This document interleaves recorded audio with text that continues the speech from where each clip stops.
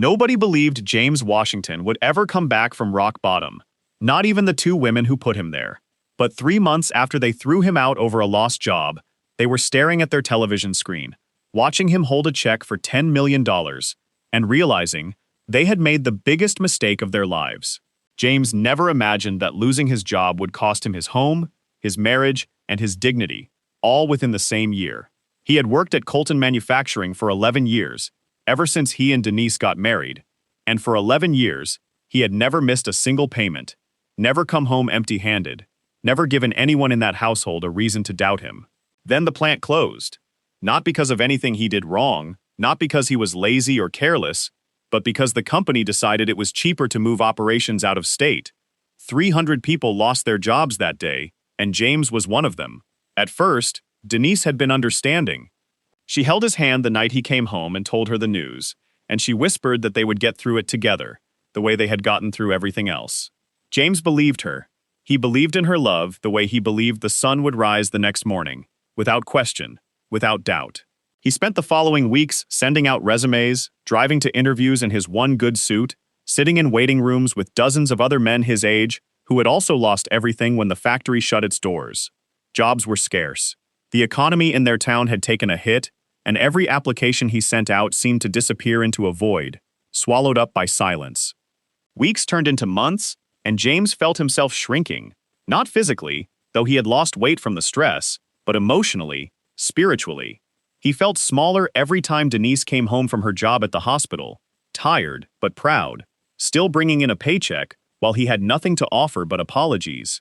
He started noticing the way she looked at him during dinner, the way her eyes lingered a little too long on his empty hands, on the fact that he hadn't cooked, hadn't cleaned, hadn't done anything productive that day, except wait by the phone for a call that never came.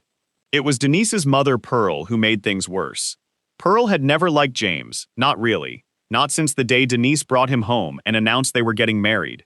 Pearl thought her daughter could do better, thought James was too quiet, too humble, not ambitious enough for her taste. When James lost his job, Pearl saw it as confirmation of everything she had always suspected. She started coming around more often, sitting in the living room with her arms crossed, watching James like he was a stranger who had wandered into her daughter's house uninvited. "A man is supposed to provide," Pearl would say, loud enough for James to hear from the kitchen. "That's the whole point of a man. If he can't do that, what good is he?" Denise never defended him in those moments. She would just sit there, silent, letting her mother's words hang in the air like smoke that wouldn't clear. James told himself she was tired, that she didn't mean to let her mother speak that way about him, that things would go back to normal once he found work again. But normal never came. 6 months became 8, 8 became 10, and James watched the life he built with Denise crumble a little more with each passing week. He never stopped trying. That was the part that hurt the most, looking back on it later. He never stopped applying, never stopped showing up, never stopped believing that somewhere out there was a job with his name on it. But belief doesn't pay bills, and eventually Denise stopped believing too. She stopped coming home with soft eyes and patient words. She started coming home with exhaustion that had turned into resentment, exhaustion that had curdled into something colder. The night it happened, James remembered every detail like it was carved into him. He had come home from another interview that went nowhere, another company that decided he wasn't what they were looking for, and he found Denise sitting at the kitchen table with her mother. Pearl had a suitcase by the door, his suitcase, already packed. "James, we need to talk," Denise said, and her voice was flat, rehearsed, like she had practiced the words in the mirror before he walked in. "Talk about what?" James asked, though some part of him already knew. "This isn't working anymore," Denise said. "I can't keep doing this. I can't keep carrying this house by myself while you sit around waiting for something that isn't coming. I need a man who can actually be a man." James felt his chest tighten, felt something inside him crack right down the middle. "Denise, I'm trying. You know I'm trying. It's not my fault the plant closed." "I don't care whose fault it is," Denise snapped. "I'm tired, James. I'm tired of paying for everything. I'm tired of coming home to a man who has nothing to show for his day. My mother's right. A man is supposed to provide, and you can't provide anything anymore." Pearl nodded along, satisfaction written all over her face, like she had been waiting a long time for this moment. "It's for the best, James. Denise deserves better than watching you fail over and over again." James looked between the two women, searching for some sign of softness, some flicker of the love he thought he had built his whole life around. But he found nothing, just cold, hard finality. He picked up his suitcase without another word, because there was nothing left to say that hadn't already been decided without him. He walked out of the house that had been his home for 11 years, and neither Denise nor Pearl came after him. He spent that first night in his car, parked outside a 24-hour diner, staring at the ceiling of his old sedan, wondering how a man could lose everything, simply because the world decided he was no longer useful.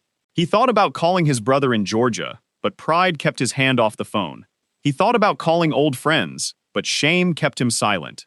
Instead, he sat with the weight of his own collapse, feeling the walls of his life closing in around him, 1 inch at a time.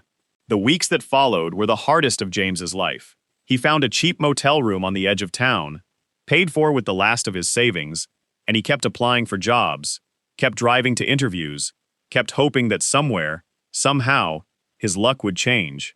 It didn't, not in the way he expected. He picked up odd jobs where he could, mowing lawns, doing small repairs for neighbors who remembered him from better days, anything to keep a little money in his pocket. He ate less. He slept less. He stopped answering calls from Denise's number when it appeared on his phone screen a few times in that first month, not out of spite, but because he simply had nothing left to give her. Then, on an ordinary Tuesday evening, James found himself standing in line at a corner store, exhausted from another day of nothing, staring at the lottery ticket display near the register.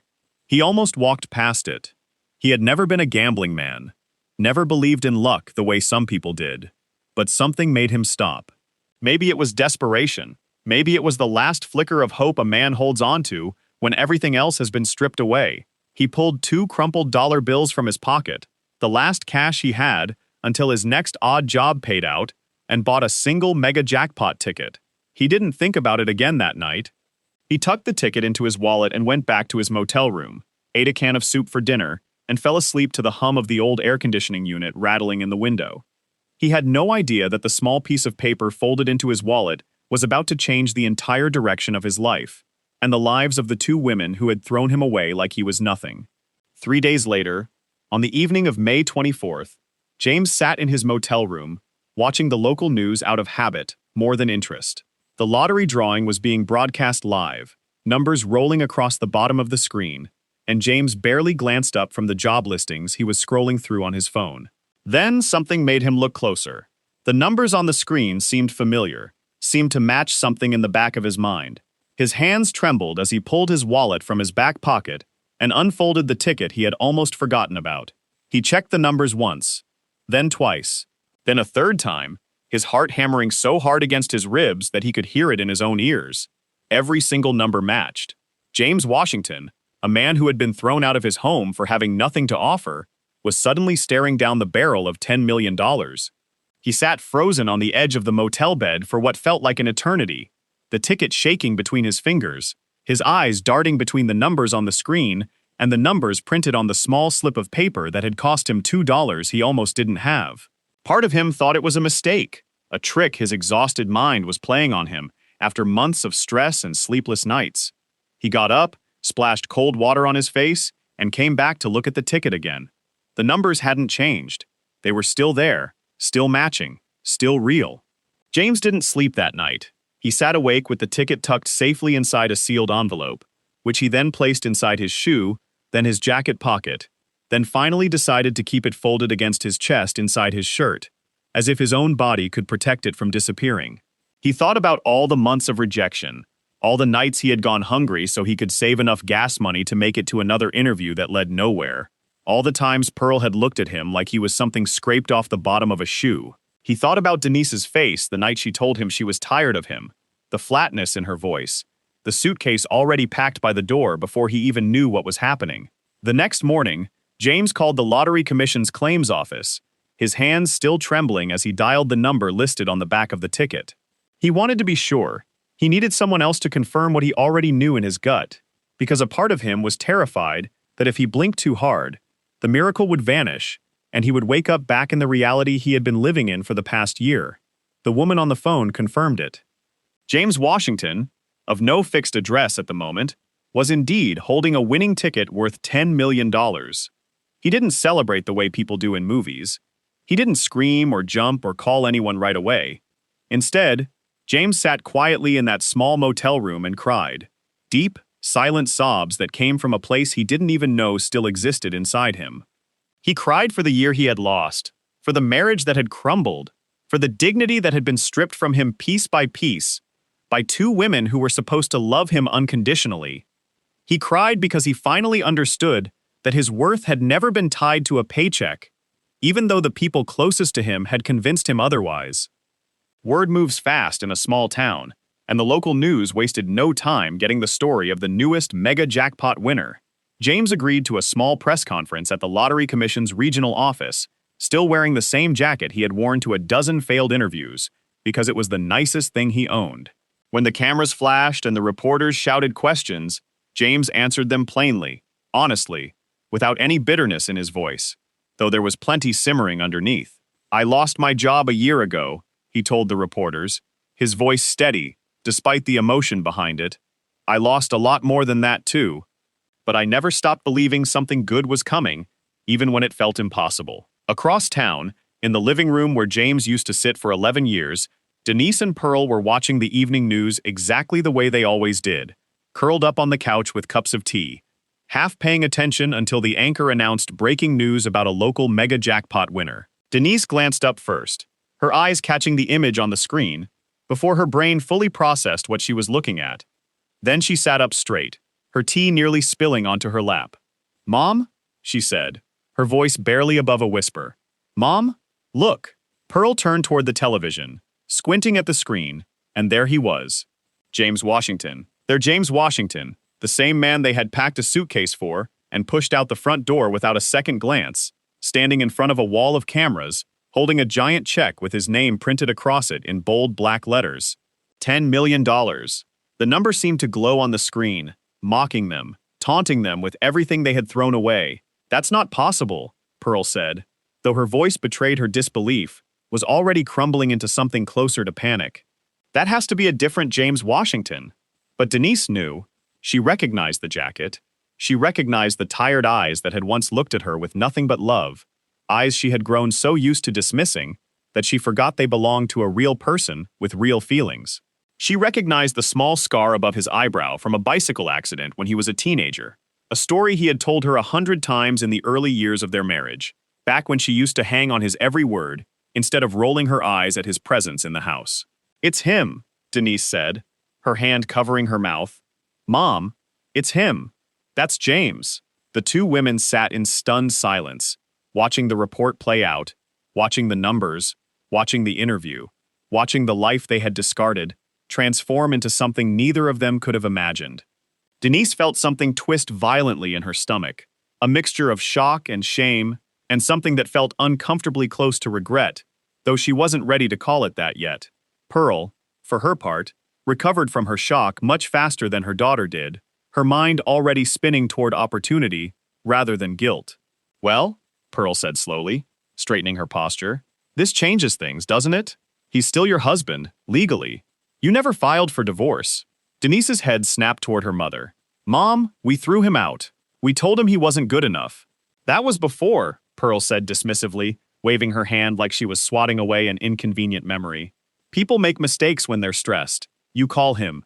You tell him you miss him. You tell him you were scared, and you said things you didn't mean. $10 million, Denise. Do you understand what that means? That's a house paid off. That's every bill gone for the rest of your life. That's everything we ever wanted." Denise sat there, torn between the shame crawling up her spine and the temptation her mother was dangling in front of her like bait. Despite everything, despite the year of resentment and the cruel words and the suitcase by the door, some small part of Denise still remembered what it felt like to love James, back before the stress and the bills and her mother's constant judgment had worn that love down to nothing. She picked up her phone with shaking hands and dialed his number, the same number she hadn't called in 3 months.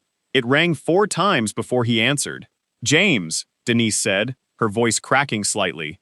"James, it's me. I saw the news. Baby, I'm so happy for you." There was a long pause on the other end of the line, long enough that Denise wondered if he had hung up. "Thank you," James finally said, his voice calm, measured. Nothing like the desperate, broken man who had walked out of their house 3 months earlier. James, I've been thinking about everything, Denise continued, the words tumbling out faster now. I was wrong. I was so wrong to let you go like that. I was stressed, and my mom was in my ear, and I wasn't thinking straight. Come home. Please. We can fix this. We can be a family again. James was quiet for a moment, and Denise could hear Pearl in the background, whispering instructions, telling her daughter what to say next, how to sweeten the offer. Denise, James finally said, you didn't call me once in 3 months. Not when I was sleeping in my car. Not when I was skipping meals to pay for gas to get to interviews. Not when I had nothing. You call me now, the same week I won $10 million, and you want me to believe you've changed? James, please, Denise said, tears now streaming down her face, though James couldn't see them, and even if he could, it wouldn't have changed anything at that point. I love you. I made a mistake. You didn't make a mistake, James said quietly. You made a choice. There's a difference. He hung up the phone, and Denise stared at the screen, watching the call end, feeling the weight of everything crashing down around her. Pearl tried calling from her own phone minutes later, but James let it ring out, watching her name flash across his screen without a single flicker of hesitation. Over the following weeks, James hired an attorney to handle the divorce Denise had never filed, but he was more than ready to finalize. He moved out of the motel and into a modest apartment while he figured out what to do with his new fortune, careful and deliberate, unwilling to let the money change who he was at his core. He set up a trust, invested wisely, and quietly began rebuilding a life that had nothing to do with the people who had discarded him. He reconnected with his brother in Georgia, helped him pay off his own mortgage, and started volunteering at a job placement center for people who had lost their work the way he once had, understanding better than anyone what it felt like to be seen as worthless simply because of circumstances beyond his control. Denise and Pearl tried reaching out several more times over the following months. Letters, messages, even a visit to his new apartment that James refused to answer the door for. Eventually the calls stopped coming, and James was left with a peace he hadn't felt in years. A peace that had nothing to do with the $10 million sitting in his bank account, and everything to do with finally understanding his own worth, independent of any paycheck, any house, or any person who had once made him believe he needed to earn his place in their love. James Washington had lost his job, lost his home, and lost the family he thought would stand by him, no matter what. But in losing everything, he had found something far more valuable than any jackpot could offer him: the certainty that he would never again let another person's conditions define whether he deserved to be loved.